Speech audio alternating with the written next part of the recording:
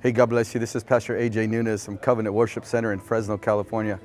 I am here preparing to watch the movie Unsung Hero and to feel the excitement that's in this theater right now, the buzz, the anointing, the presence of God. I'm telling you, it's already something special. And I can't wait to watch the movie and then also just be open to what God is going to reveal through this picture so that my heart can be changed as well as those that are going to be watching. So get to the movies and watch this movie, and we'll be blessed by doing this. In Jesus' name, God bless. Lionsgate and Kingdom Story.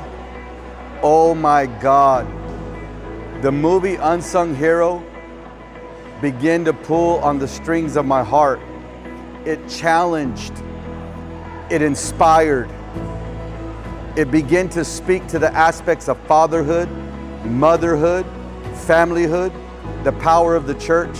I want to encourage every person, every church, every pastor to go and see the movie Unsung Hero, because we're living in an hour like this that this movie is going to speak to the hearts of many and begin to bring unification like never before in a time like this. So I am thumbs up for Unsung Hero.